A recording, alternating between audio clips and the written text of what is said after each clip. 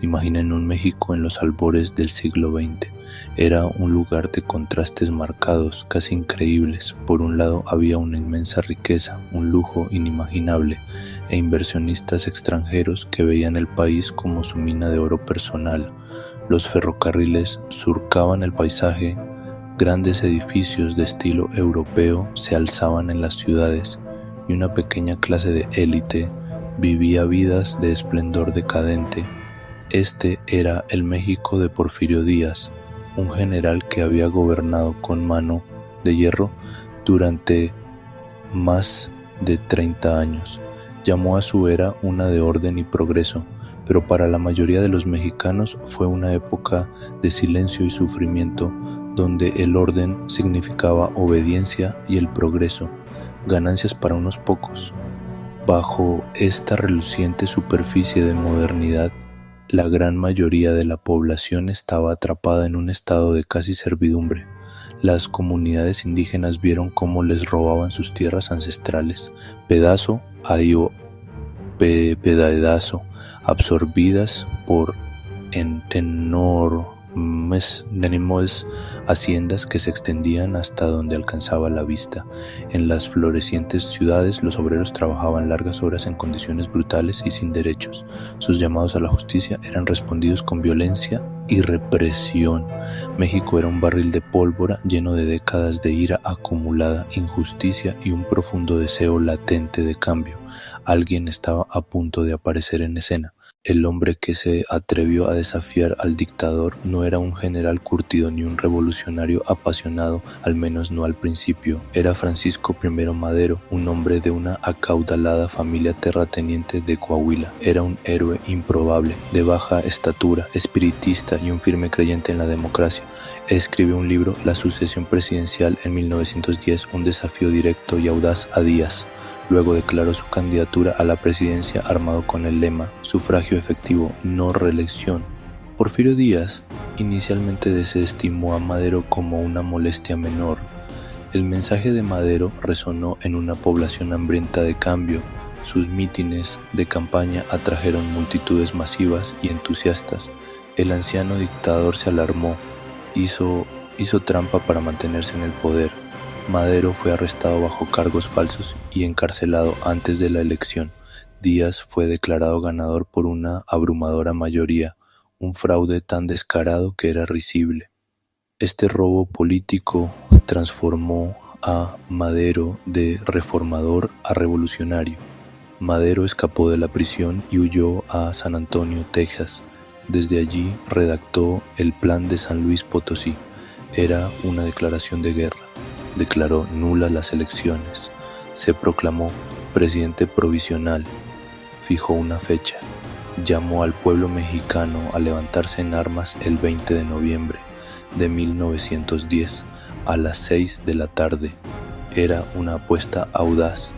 ¿Podría un trozo de papel encender una insurrección nacional?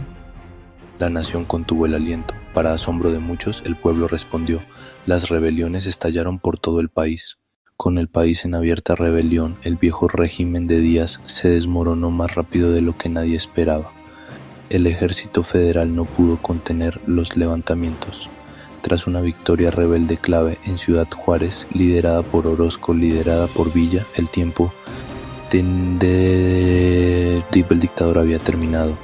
En mayo de 1911, Díaz renunció y se embarcó hacia Francia diciendo: Madero ha soltado un tigre, veamos si puede controlarlo.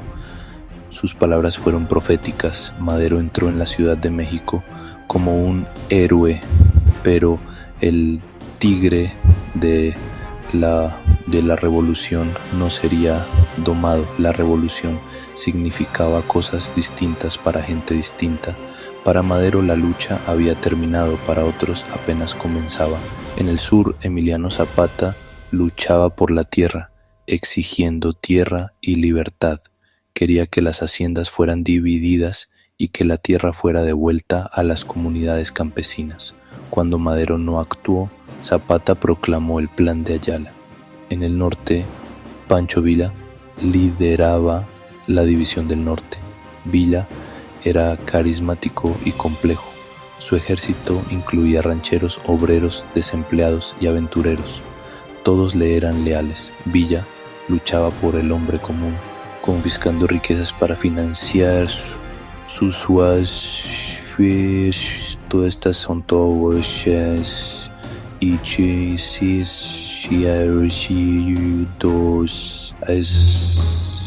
y a los pobres. Él encarnaba la indomable frontera del norte. Zapata en el sur, Villa en el norte, eran muchas revoluciones a la vez. El gobierno de Madero estaba atrapado entre los radicales y el antiguo régimen.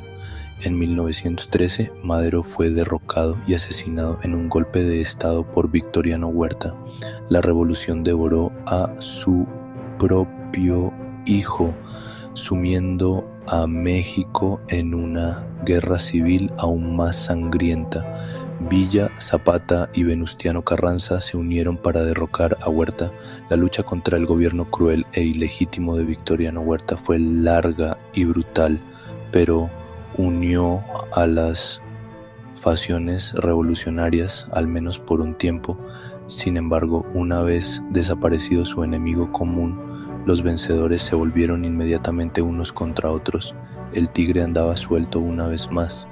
El país se sumió en una caótica guerra de todos contra todos, mientras Carranza, un terrateniente pragmático y políticamente astuto, luchaba contra las figuras más radicales y populares de Villa y Zapata por el control del destino de México. Tras años de incesante en guerra civil, las fuerzas de Carranza ganaron terreno gradualmente. Era un político hábil que entendía que para ganar realmente la paz y legitimar su gobierno necesitaba más que solo victorias militares. Necesitaba plasmar en papel los ideales de la revolución. Sabía que el pueblo no había luchado y muerto simplemente para reemplazar a un presidente por otro. Habían luchado por un cambio fundamental, por la tierra, por los derechos laborales y por la soberanía nacional. Con ese fin, Carranza convocó a una convención constituyente que se celebraría en la ciudad de Querétaro a finales de 1916. Su objetivo inicial era simplemente reformar la antigua Constitución de 1857. Sin embargo, los delegados que se reunieron en Querétaro tenían otras ideas. Eran una mezcla de generales, intelectuales y reformadores que habían vivido el caos y el derramamiento de sangre de la revolución. Estaban decididos a que los sacrificios del pueblo mexicano no fueran en vano. Fueron más allá de la visión conservadora de Carranza y comenzaron a redactar uno de los documentos legales más progresistas y radicales del mundo en esa época. La convención se convirtió en un encendido campo de batalla de ideas, donde las aspiraciones más profundas de la revolución fueron debatidas, discutidas y finalmente forjadas en ley. Fue aquí donde la sangre derramada en el campo de batalla se transformó en tinta. El documento resultante, la Constitución de 1917, fue una obra maestra revolucionaria.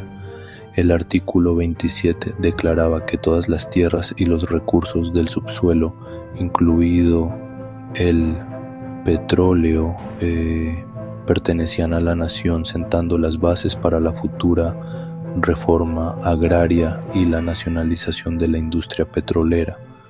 El artículo 123 estableció un conjunto completo de derechos laborales, incluyendo la jornada laboral de 8 horas, un salario mínimo, el derecho a huelga y protecciones para las trabajadoras y los niños trabajadores.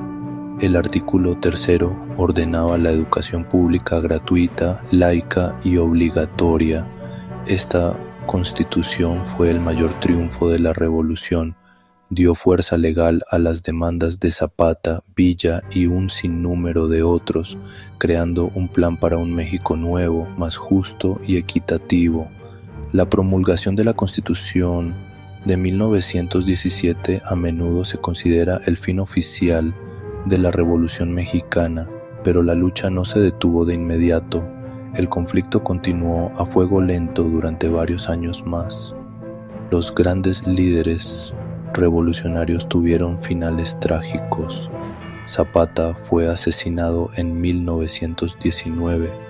Carranza fue asesinado mientras huía de una rebelión en 1920.